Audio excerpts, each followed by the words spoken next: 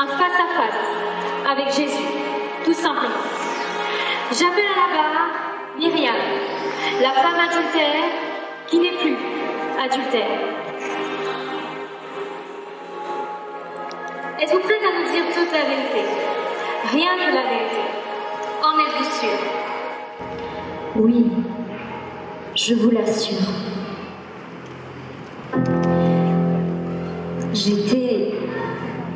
J'étais si honteuse que ma faute soit révélée publiquement. Je ne savais plus où me mettre.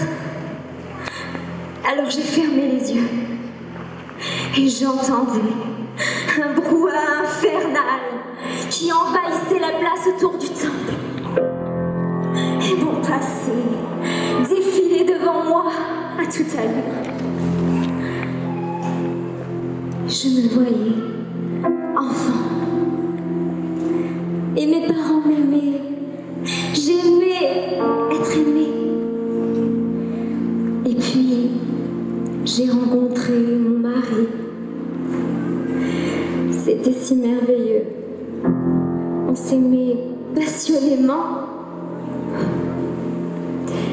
Mais un matin, je me suis rendu compte qu'il était distant.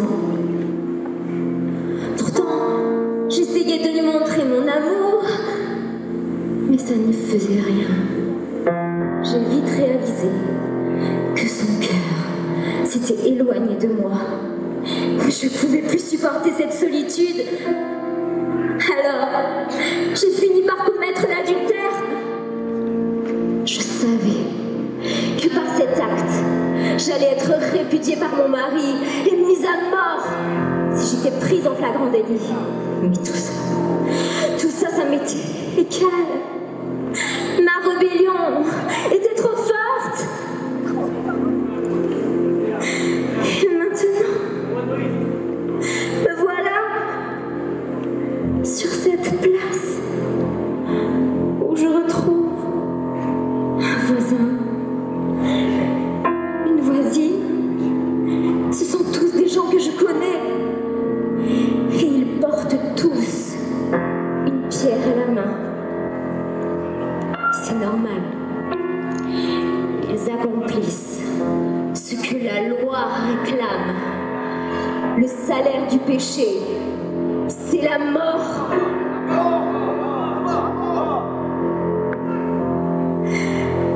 Mais tout d'un coup, tout bascule lorsque Jésus se présente au milieu du cercle.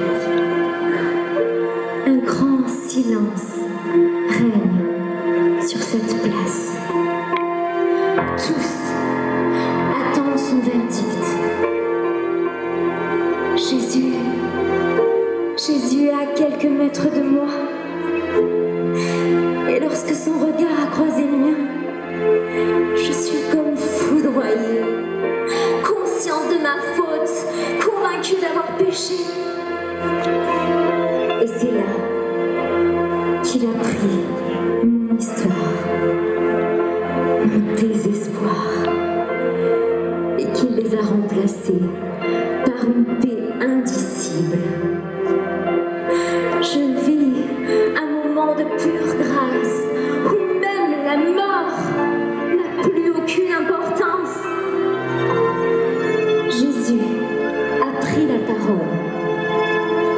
Il a dit que celui qui n'a jamais péché lui jette la première pierre. Alors je levai les yeux pour voir venir cette première pierre, mais rien. Chacun dépose sa pierre à terre et s'en va. Et moi, je me retrouve seule avec Jésus, dont les paroles résonnent encore en moi. Et elles résonneront toute ma vie. Ils ne t'ont pas condamné, moi non plus. Je ne te condamne pas. Va et ne pêche plus.